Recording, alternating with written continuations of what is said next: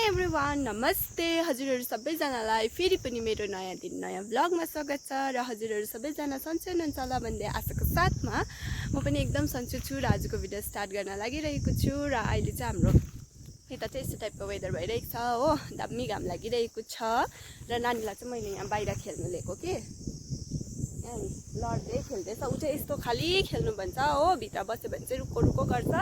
अनि हाम्रो नयाँ घर चाहिँ पर छ हो, माथिल्लो तलामा चाहिँ हामी बस्छु यो रुमको उतापट्टि। अनि अब चाहिँ म नानीलाई ऊ पर अहिले चाहिँ नयाँ पार्क त भन्दिनँ होइन, त्यहाँ चाहिँ नानीको एक दुईवटा खेल्नेहरू राखेको छ नि त सानो नानीहरूको, सो त्यही भएर म चाहिँ उसलाई त्यहाँ लानु भनेको। ऊ त यहीँ भुल्लेर ऊ भुल्लेको गरिबस्छ। नानी हाई भन त, बाम होइन यहाँ ऊ पर उयो देखेछ नि त कि भाउ देखेछ नि त कि बेबीले चाहिँ। अन्त उसको पापा चाहिँ बिहानै 8 बजी ड्युटी गएको छ हो, अहिले चाहिँ यहाँ 12 बज्न आँटिसक्यो। खाना पनि बनाउनु पर्ने छ। नानी चाहिँ 10 बजीतिर उठेर 10:30 तिर ब्रेकफास्ट खाएर अन्त घरको कामहरू गरेर घरको कामहरू सबै गरेर चाहिँ म एकछिन उसलाई बाहिर डुलाउनु ल्याएको हो।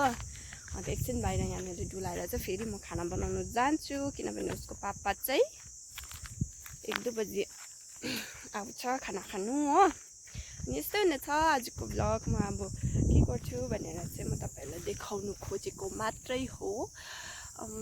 खास चाहिँ बिहानदेखि गर्छु भनेर सोचेको थिएँ नि त कि, अन्त तर किन ब्याट्री नै रहेन रहेछ हो फोनमा। फोन चार्ज गर्दा के गर्दा यत्तिकै भयो।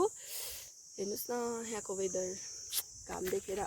नानी नो त्यहाँ नजाऊ, ऊ त्यस्तै छ। अहिले भर्खर लुगा फेरेर हातखुट्टा धोएर ल्याएको होला, मुखसुख धोएर छाडा त्यस नगर न नानी। ऊ पर जाउँ न हो, तिमी खेल्ने ऊ पर जाँदैनौ। ऊ यहाँ पर हिजो पापाले कहाँ खेलायो तिमीलाई?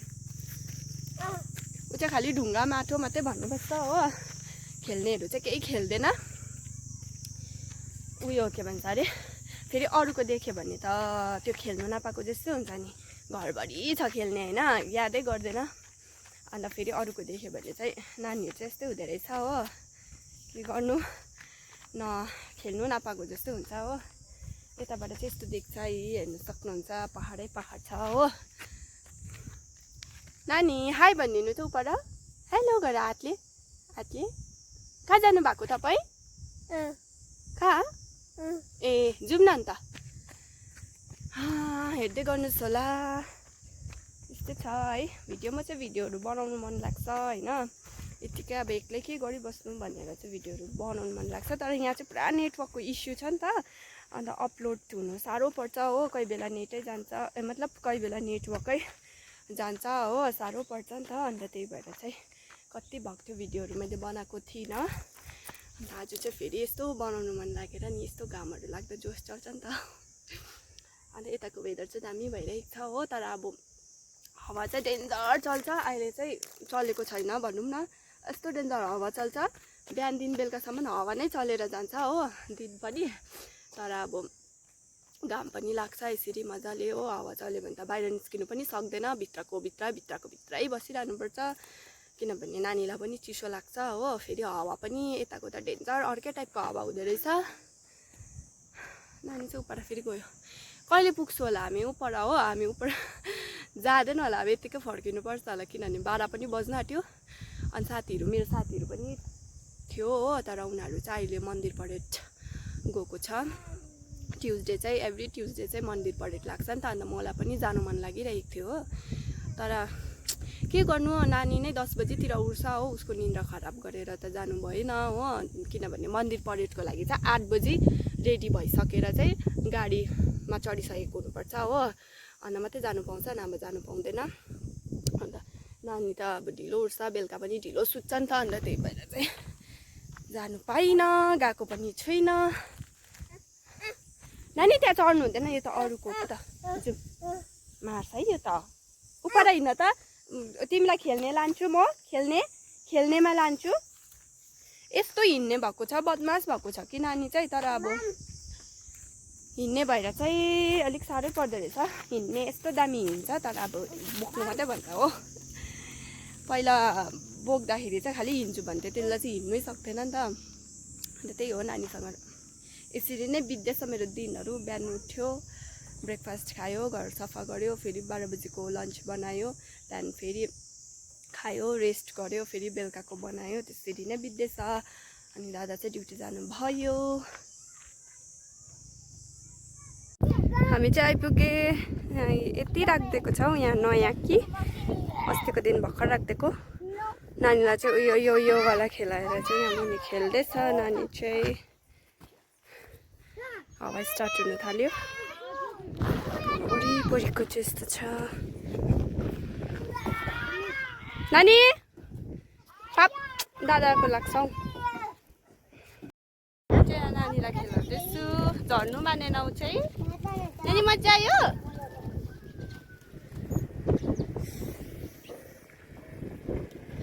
यहाँ चाहिँ छ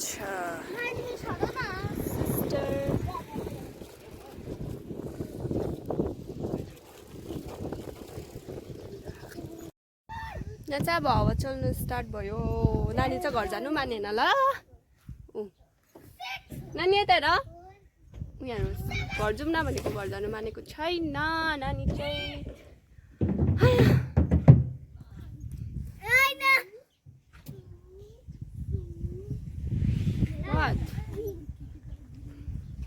नानी तिमी पनि खेल्नुहोस् त। खेल्नु त लु। छोराहरू चाहिँ तर बदमासै हुँदो रहेछ। माथिबाट खेलाएको कि नानी लड्छ त्यहाँ। त्यसरी नखेलाउनु अरे, यहाँबाट उकालो चढेर जान्छ अरे हो। त्यहाँदेखि ओह्रालो यसरी सुतेरै ओह्रालो आउँछ अरे। लड्छ हौ बेबी। टाङ लु घर जाउँ। त्यहाँ त मैलातिर जानु हुँदैन।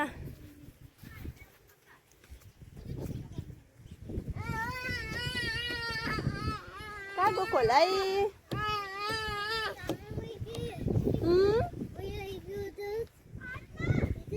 हामी चाहिँ अब घर जाँदैछौँ। खाना पनि बनाउनुपर्छ हो। ऊ चाहिँ आउनु नमानेर 1 बजिसक्यो, मतलब बज्नु आँट्यो 1। अनि हामी चाहिँ अब जाँदैछौँ परबाट। यहाँ चाहिँ हावा चल्नु स्टार्ट भयो। अब कुन हे भन न पर नानी अङ्कल आउनु हुँदै रहेछ हेर। आउनु नमानेर चाहिँ मैले बोकेर लाँदैछु उसलाई घर हो। नानी मजा आयो? मजा आयो? ए जोतले भन्नु न अन्त। मजा आयो भन त। मजा आयो भन न।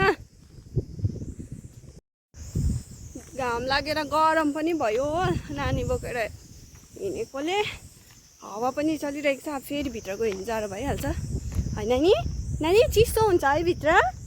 भित्र मन पर्छ? भित्र बस्नु मन पर्छ? ए मन पर्दैन, मन पर्दैन अरे उसलाई भित्र बस्नु। लु यहाँ एकछिन खेल्ने? यहाँ एकछिन खेल्ने? खेल्ने यहाँ? ए अरे हो। ल हामी चाहिँ आइपुगे।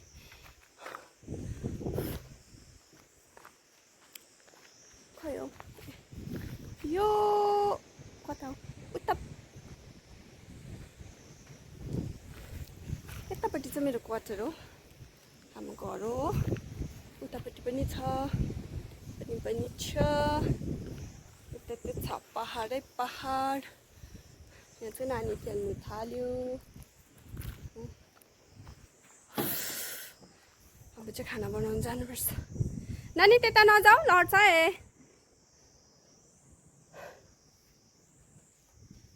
पुरा बदमास भएर नानी चाहिँ लुगा पनि मैले बनायो। नानी आऊ त लुगा हेरौँ। मेरो साथीहरू पनि आउँदै रहेछ परबाट हो। परबाट आउँदै रहेछ, देख्दैन पनि होला। ए त्यहाँ छुनु हुँदैन भनेको। म चाहिँ रुममा आइसकेँ अनि खाना बनाउँदैछु हो। यहाँ त छ हाम्रो किचन छ यहाँ हो। यहाँ चाहिँ हो बेडरुम। यहाँ चाहिँ छ बेडरुम।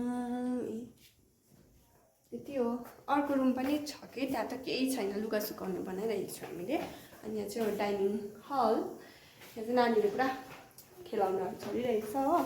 यहाँ ल्याउ त्यो नखाऊ, कोपी खाँदै रहेछ मेरो नानीले चाहिँ। खेल्नु देख्थेँ नि त के सब्जी काट्दा। आज चाहिँ म कोपी बनाउँछु अनि अब चाहिँ म फटाफट खाना बनाउन आँटेको छु किनभने चाहिँ 1 बजिसकेको छ हो। नगर नानी, म चाहिँ खाना बनाउँछु। कोपी चाहिँ मैले काटिसकेँ। दादा पनि आउन आँटेको छ हो। आउन आँटेको होला हौ सायद, खै 1 बज्छ हो। नानी न ऊ चाहिँ प्याज खेल्छ अरे हो। उसले चाहिँ मलाई यस्तै गरिबस्छ है, शिर बोक्दै यसरी तान्दै खाना बनाउनुपर्छ म चाहिँ हो। प्याज काट्न आँटेको छु। एउटा उयो मात्रै भएको, के भन्छ, एउटा मुख भएको मात्रै उयो छ कि ग्यास, अन्त साह्रो पर्छ। म सब्जी काट्दैछु नि त नानी, बोक्नु सक्दिनँ म। नचिन भइबस्छ न। वाट बब, रातो प्याज चाहिँ मन नै पर्दैन हौ म त। अब श्रीले ढुला खानु आँट्यो। अरे त्यहाँ त मैले पानी परेको जस्तै लागेको थियो त। सान्स अब यसले त मलाई वाक्कै लाउँछ। भाडा बोकेर हिँड बरु, त्यही उयो जर्किन बोकेर हिँड्नुपर्छ। ल म अब तपाईँहरूलाई खाना पाकिसकेर भेट्छु ल। नानीलाई फोन दिन्छु नि त एकछिन उयो कार्टुन हेरोस् भनेर, उसले नाममा वाक्कै लाउँछ हौ। यहाँ हेर्नुहोस् न नानी, जर्किन बोकेर हिँड्दैछु चाहिँ।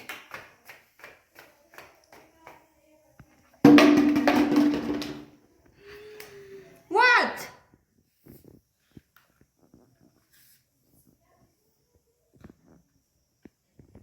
के गरेको? ए ल खेल्ने, खेल्दैनौ? बल खेल्दै गरेन ल भित्र गएर ल। म माम बनाउँछु। हो के छ त्यो। अब चाहिँ हामी खाना खानु आँटेको। श्रेयन्सको पापा पनि घर आयो हो। चाहिँ छ हाम्रो सालेड, उसको उसले चाहिँ अन्डा खानु, कोपीको सब्जी,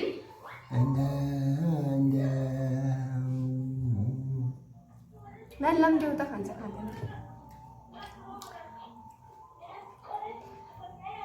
अब चाहिँ 2 बज्न आँट्यो हो, लन्च खाँदैछु।